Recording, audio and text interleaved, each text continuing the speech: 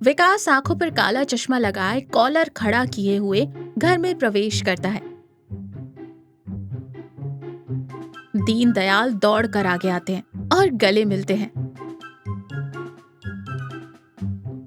दीनदयाल खुशी से कहते हैं, अरे दामाद जी, आइए आइए, बहुत दिनों बाद इस गरीब के घर आपके चरण पड़े।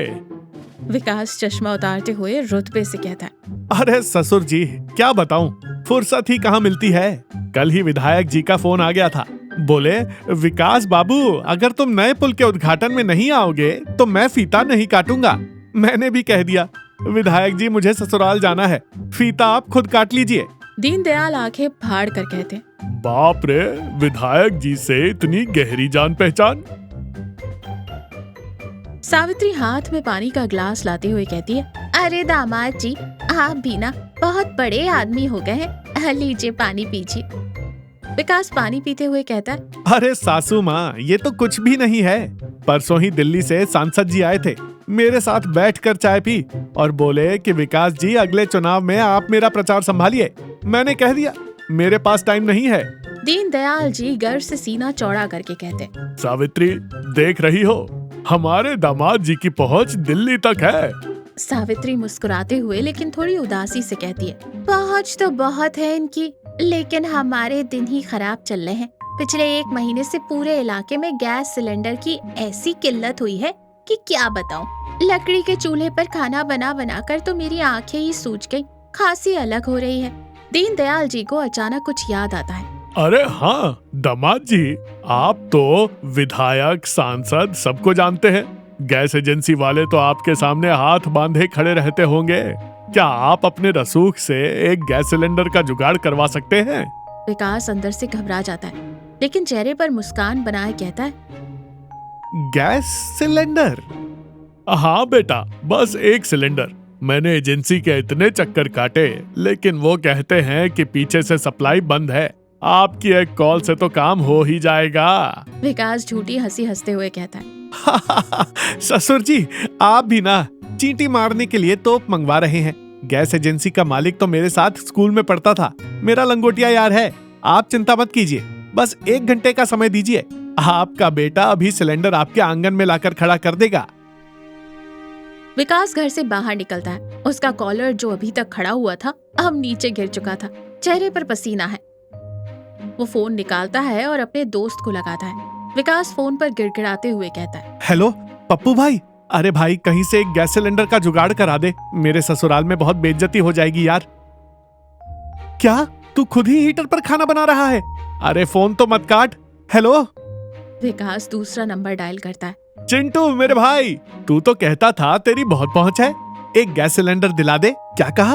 अगर सिलेंडर का नाम लिया तो गालियां देगा? अरे भाई। फोन कट जाता है। विकास अब खुद से बात करता है। हे भगवान, अब मैं ससुर जी को क्या मुंह दिखाऊंगा? विधायक जी के साथ चाय पीने की तो गप हाँक दी थी, अब अगर खाली हाथ गया तो मेरी सारी इज्जत का कचरा हो जाएगा। वो मुझे जीवन भर ताने मारेंगे। तभी विकास की नजर सामने वाले एक 2 मंजिला मकान पर पड़ती है। उस मकान की पहली मंजिल की बालकनी में एक लाल रंग का गैस सिलेंडर रखा हुआ था। विकास की आंखें चमक उठती हैं। सिलेंडर बालकनी में रखा है? अगर मैं चुपचाप दीवार फांद कर इसे ले आऊं तो ससुर जी को लगेगा मैं एजेंसी से लाया हूं, मेरी इज्जत भी बच जाएगी और सासू माँ के हाथ का बढ़िया खाना भी मिलेगा। विकास इधर उधर देखता है। गली सुनसान है। वो एक पुरानी कुर्सी का सहारा लेकर दीवार पर चढ़ता है और बहुत ही मजाकिया अंदाज में हाफते हुए बालकनी में पहुंचता है। भारी सिलेंडर को कंधे पर उठाता है और बड़ी मुश्किल से नीचे उतरता है। विकास हाफता हुआ पसीने से लथपथ कंधे पर गैस सिलेंडर लेकर घर में घुसता है। विकास गहरी सांस लेते हुए एक्टिंग करके कहता है, हाँ ससुर जी, ओ ससुर जी, लीजिए, आ गया आपका सिलेंडर। दीनदयाल जी दौड़ कर आते हैं और खुशी से पागल होकर कहते हैं, अरे बाप रे, दामाद जी, आप तो सच में सिलेंडर ले आए और इतनी जल्दी। अरे ससुर जी, एजेंसी का मालिक खुद अपनी कार में रखकर देने आ रहा था। मैंने कहा रहने दे भाई, मेरे ससुर जी का घर है, मैं खुद कंधे पर ले जाऊंगा। सावित्री जी की आंखों में भी खुशी के आंसू हैं। चुक चुक जियो बेटा, तुमने तो आज मेरी सूजी हुई आंखों को आराम दे दिया। आज तो मैं अपने दामाद के लिए पूरी, मटर पनीर और स्पेशल खीर बनाऊंगी। कुछ देर बाद सब लोग बैठकर दावत उड़ा रहे हैं। विकास बड़े मजे से 5-6 पूड़ियां खा चुका है और सीना तान कर बैठा है।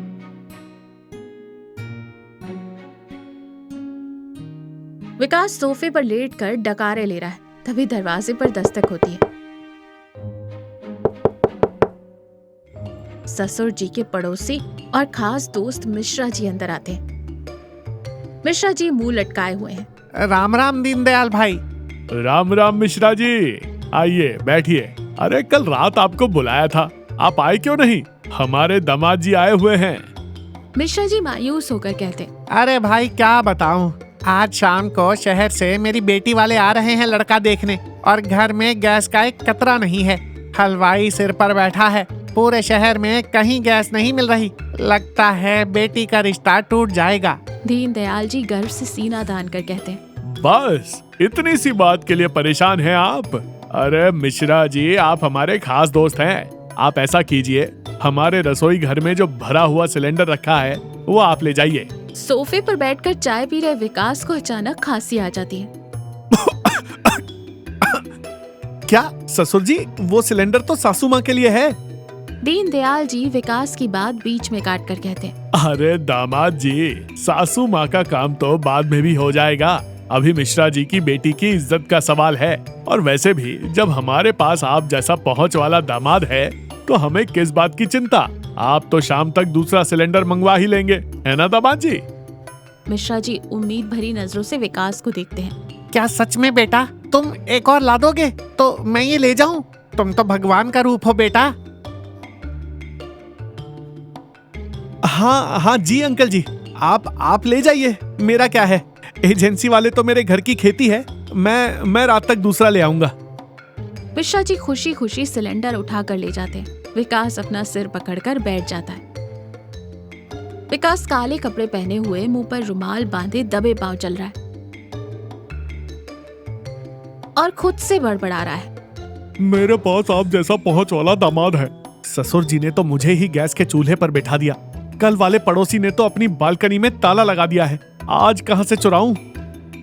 तभी उसकी नजर गली के कोने में बने एक बड़े और नए घर पर पड़ती है। उस घर के बाहर एक छोटा सा छज्जा है जहाँ एक सिलेंडर रखा है। विकास राहत की सांस लेते हुए कहता है, चलो आज रात की इज्जत का तो इंतजाम हो गया। वो बड़ी सावधानी से छज्जे पर चढ़ता है।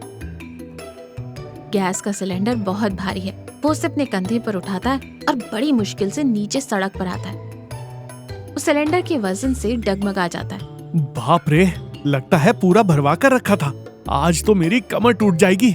विकास अभी गली के बीच में ही पहुंचा था कि अचानक सामने से एक कार तेजी से गली में मुड़ती है। कार की तेज हेडलाइट सीधे विकास की आंखों पर पड़ती है। विकास घबराकर अंधा सा हो जाता है। कार आकर ठीक विकास के सामने रुकती है। कार के ऊपर एक लाल बत्ती और शीशे पर पुलिस का स्टिकर लगा हुआ था। कार का दरवाजा खुलता है और उसमें से वर्दी पहने इंस्पेक्टर शर्मा बाहर आते हैं। ये उसी घर के मालिक थे जहां से विकास ने चोरी की थी। इंस्पेक्टर साहब तेज और कड़क आवाज में कहते हैं, ओए, कौन है बे? रात के अंधेरे में मेरे ही घर से सिलेंडर उठाकर कहाँ जा रहा है? विकास डर के मारे थर-थर कांपने लगता है। पुलिस? विकास इतना घबरा जाता है कि उसके कंधे से वो भारी सिलेंडर फिसल जाता है और सीधा धड़ाम इंस्पेक्टर शर्मा जी की कार के बोनट पर गिरता है। कार के बोनट में से बड़ा सा डेंट आ जाता है और जोर की आवाज भी होती है।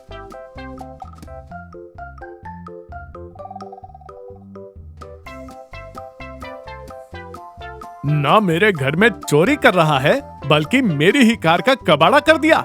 आज तुझे हवालात की हवा खिलाता हूँ। जोर की आवाज सुनकर दीनदयाल और सावित्री घबराकर घर से बाहर निकल कर आते हैं और एक दो और पड़ोसी भी आ जाते हैं। दीनदयाल भागते हुए जाते हैं। क्या हुआ? क्या हुआ? अरे इंस्पेक्टर शर्मा जी, ये मेरे दामाद जी को आपने कॉलर से क्यों पकड़ा हुआ है? अरे छोड़िए इन्हें, ये बहुत बड़े आदमी हैं, विधायक जी के खास हैं ये। शर्मा जी व्यंग और हंसते हुए कहते हैं, अच्छा, तो ये है आपके वीआईपी दामाद।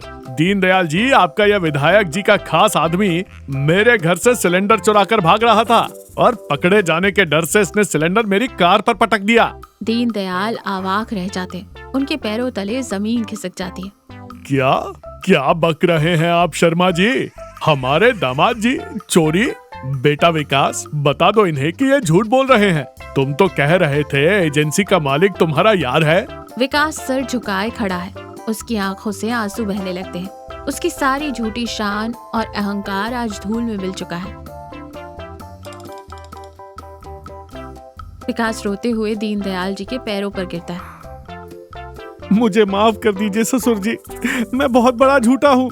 मेरा कोई विधायक या सांसद दोस्त नहीं है। मैं तो बस एक मामूली सा क्लर्क हूँ। आपकी नजरों में खुद को बड़ा साबित करने के लिए, अपना भौकाल बनाने के लिए मैं हमेशा झूठ बोलता था। कल जो सिलेंडर में लाया था वो भी मैंने साथ वाली गली के वर्मा जी के घर से चुराया था।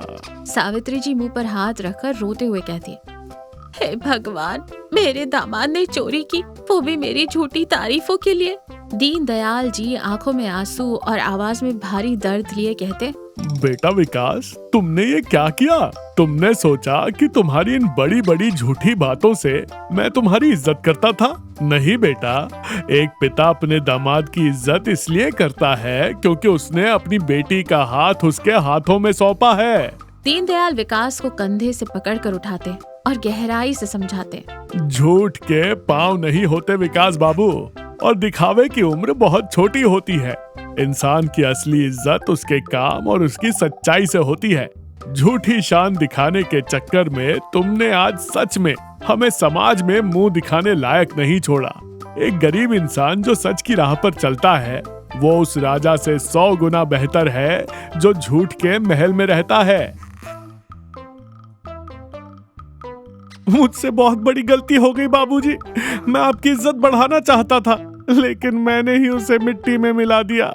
मुझे माफ कर दीजिए। मैं आज के बाद कभी दिखावा नहीं करूंगा, कभी झूठ नहीं बोलूंगा। दीनदयाल जी, मुझे आपकी स्थिति से हमदर्दी है। इसके पश्चाताप को मैं समझ रहा हूँ, लेकिन इसने चोरी की है और सरकारी कर्मचारी की संपत्ति को नुकसान पहुंचाया है। कानून अपना काम करेगा। जब इसे हवालात की ठंडी हवा लगेगी तो इसके अंदर की सारी बड़ी बड़ी बातें और दिखावा हमेशा के लिए बाहर निकल जाएगा।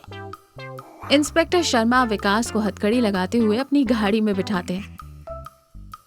विकास गाड़ी की खिड़की से रोते हुए कहता है, सासू माँ, ससुर जी, मुझे माफ कर दीजिएगा। गाड़ी स्टार्ट होती है और विकास को लेकर चली जाती है। दीनदयाल और सावित्री जी की आंखें नम हैं।